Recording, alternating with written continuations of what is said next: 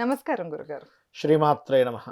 గురుగారు, గతంలో వచ్చేసి మనం నక్షత్రాల గురించి మాట్లాడుకున్నాం. అవునండి. ఈ వీడియోలో రాసుల గురించి ఒక క్లారిటీ ఇద్దాం గురుగారు. జనరల్‌గా ఏందంటే రాసులనే కాకుండా ప్రతి ఒక్క మనిషికి కూడా ఏదో ఒక దశలో ఇబ్బంది అనేది చూస్తూనే ఉంటారు. అవునండి. అది అవును. బాల్యంలో అవనియండి, యవ్వనంలో అవనియండి, వృద్ధాప్యంలో అవనియండి, ఎప్పుడో ఒకప్పుడు ఇబ్బంది అయితే ఖచ్చితంగా ఉంటుంది. అవునండి. అవును. కానీ అసల కొందరిని మనం చూస్తూ ఉంటాం. అంటే గోల్డెన్ స్పూన్ అని కాకపోయినా హ్మ్. జనరల్‌గా కొంతమంది హ్యాపీ లైఫ్ లీడ్ చేస్తూ ఉంటారు. అవునండి. ఇంక అవును. ఏ దశలో కూడా చాలా వరకు వీళ్ళకసల భయం అనేది ఉండదు. హ్మ్. అన్నిటికి గడిచిపోతుంది. హ్యాపీగా అవును. ఉన్నారు వీళ్ళు. అబ్బా! కొంతమందిని చూస్తే అనిపిస్తూ ఉంటది కదా! అబ్బా! హ్మ్. ఈళ్ళు హ్మ్. భలే హ్మ్. ఉన్నారు హ్మ్. అనిపిస్తూ హ్మ్. ఉంటుంది హ్మ్. కదా! హ్మ్. హ్మ్. అలా హ్యాపీ లైఫ్ లీడ్ చేస్తూ అసలు ఎలాంటి కష్టం లేకుండా జీవితంలో హ్యాపీగా ఒక మంచి లైఫ్‌ని లీడ్ చేసే రాసులేవో చెప్తారా? అంటే ఇక్కడ ఫస్ట్ ఆఫ్ ఆల్ మీరు చాలా మంచి ప్రశ్న వేశారు.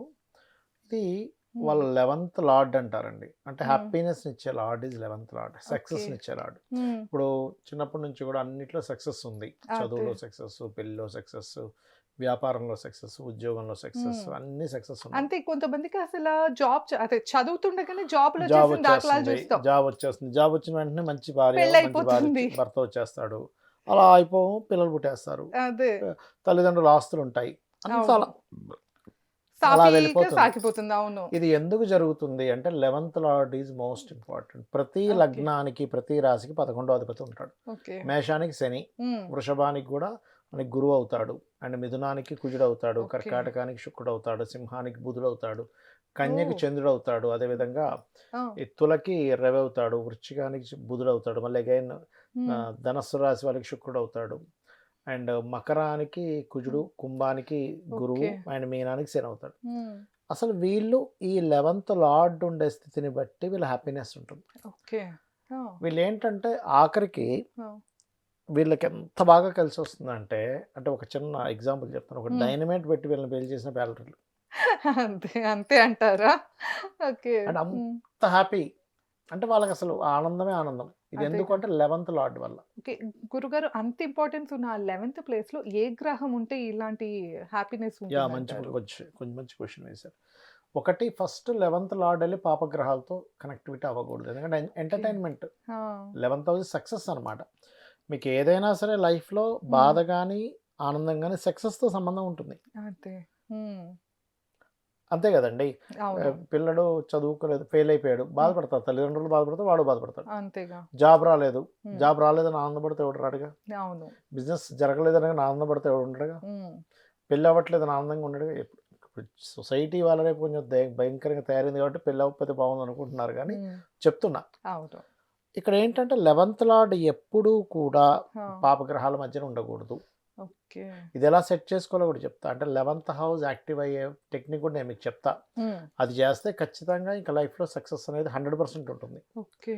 11థ్ లార్డ్ ఒకటి పాపకత్తిరిలో ఉండకూడదు. హ్మ్. రెండవదేమిటి అంటే హ్మ్. 11థ్ హౌస్‌లో ఒక మంచి గ్రహం ఉండాలి. ఓకే. అంటే ఒక్కొక్క లగ్నాన్ని బట్టి అలా 11థ్ హౌస్‌లో వీనస్ ఉండకూడదు. హ్మ్. వీనస్ కాకుండా జూపిటర్ ఉండొచ్చు. హ్మ్. లేదా పాపగ్రహాలు ఉండొచ్చు. పాపగ్రహాలు ఉన్నా ఏం కాదు 11థ్ హౌస్‌లో. హ్మ్. కాకపోతే సింగిల్‌గా ఉండడం వేరు. హ్మ్. ఈ కంజంక్షన్స్‌లో పాప పాప అంటే 11థ్ లార్డ్ ఎళ్లి పాప కర్తెరలో పడ్డం వేరు. ఓకే. అయితే ఇక్కడేంటంటే 11థ్ హౌస్‌లో పాపగ్రహం ఉంటేనేమో హ్మ్. వాళ్ళు హ్మ్. ఎలాంటి సిట్యుయేషన్స్ అయినా సరే మొండిగా అయినా సరే గెలవడానికి చూస్తారు. ఓకే. ఆ! శుభగ్రహం కంటే ఎక్కువగా. అయితే ఒక్కొక్క లగ్నానికి అసలు 11థ్ హౌస్ యాక్టివ్ చేసే విధానం ఒకటుంటుంది. హ్మ్. మేషం వారేంటంటే హ్మ్. శ్రీమాత్రే నమః, ఆ! ఓం నమో నారాయణాయ ఈ 2 మంత్రాలు చేస్తూ ఉండాలి. ఆ! శుక్ర, బుధ గ్రహాల దగ్గర దీపారాధన చేసి 40 ఓకే. డేస్ తర్వాత చూడండి వీళ్ళ సక్సెస్ రేట్ ఎలా ఉంటుందో. ఓహ్! ఈ 2 నామాలు 48 మినిట్స్ హ్మ్. తగ్గి చేయకూడదు. ఓకే. శ్రీమాత్రే నమః, ఓం నమో నారాయణాయ, శ్రీమాత్రే నమః, నమో నారాయణాయ. ఆ! మామూలు టైంలో కూడా వీళ్ళు మైండ్‌లో తిప్పుకుంటూ ఉండొచ్చు. హ్మ్. శుక్ర, మనకి బుధవారము, శుక్రవారము, ఆదివారము దీపారాధన చేయండి. ఓకే. ఆ! సక్సెస్ వీళ్ళ వెంట పడుతుంది. హ్మ్. తప్పకుండా వృషభం గురుగారు. వారు హ్మ్. ఇక్కడ కూడా శ్రీమాత్రే నమః, ఓం స్కందాయ నమః అనేది చేయాలి. ఓకే.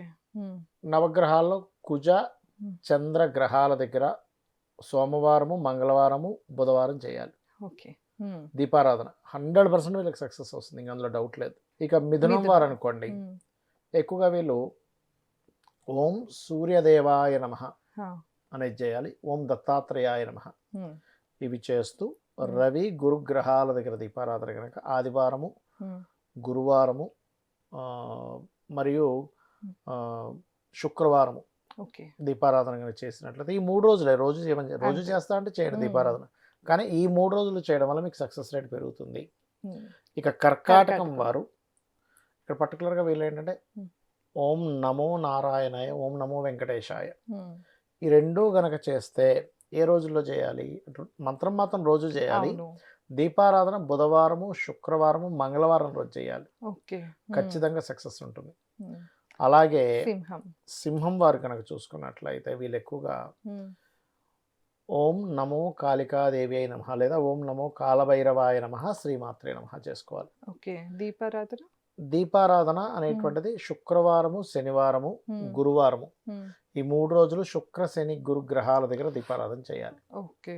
ఆ! అలాగే కన్య. కన్యవారికి గనక చూసుకుంటే ఓం స్కందాయ నమః, హ్మ్. ఓం దత్తాత్రేయాయ నమః. హ్మ్. ఈ 2 నామాలని హ్మ్. మంగళవారము, హ్మ్. గురువారము, ఓకే. శనివారము హ్మ్. చేయాలి. ఎందుకంటే ఇక్కడ హ్మ్. ఇది ఇది ఒక రకమైన తాంత్రికమైనటువంటి విషయం ఇది. హ్మ్. ఇలా చేస్తే తెలియకుండానే యాక్టివ్ అవుద్దది. అంటే ఓకే. వీళ్ళ యొక్క యాక్టివ్ చేస్తున్నాం మనం ఇక్కడ. హ్మ్. అలాగే హ్మ్. వృశ్చికం తులవారు అనుకోండి. ఆ! తులవారు ఓం దత్తాత్రేయాయ నమః, ఓం లక్ష్మీ నరసింహస్వామియే నమః ఓకే. అనే మంత్రం చేస్తూ హ్మ్.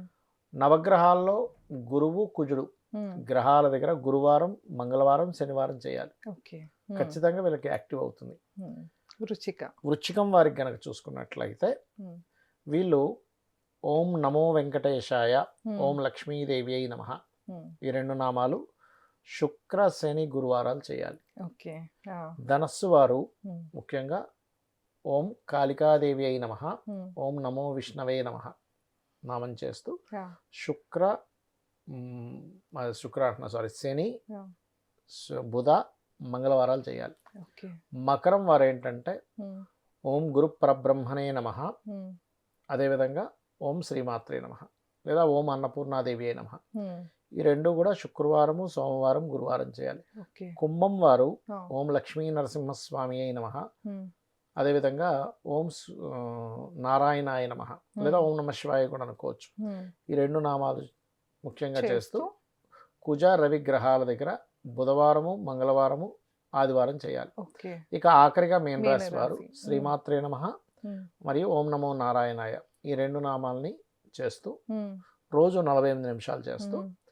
దాని తర్వాత మీరు ఈ శుక్రగ్రహము, హ్మ్. బుధగ్రహం దగ్గర మరియు చంద్రగ్రహం దగ్గర ఈ హ్మ్. 3 గ్రహాల దగ్గర సోమ, బుధ, శుక్రవారాలు దీపారాధన చేయాలి. అయితే హ్మ్. వీళ్ళ లగ్నం నుంచి హ్మ్. 11th హౌస్‌లో హ్మ్. కేతువు గాని, శని గాని ఉన్నా హ్మ్. లేదా కొన్ని కాంబినేషన్స్ ఉంటాయి. అంటే అలాగ బుధ, కుజులు, హ్మ్. రవి, రాహువులు, చంద్ర రాహువులు, శని కేతువులు, హ్మ్. శని రాహువులు ఓకే. అండ్ అదేవిధంగా చంద్ర రాహులు, శని రాహువులు, కుజకేతువులు, బుధకేతువులు ఈ కాంబినేషన్స్ ఉన్నప్పుడు హ్మ్. ఆ గ్రహాలకు సంబంధించిన దానం ఇవ్వాలి. ఓకే.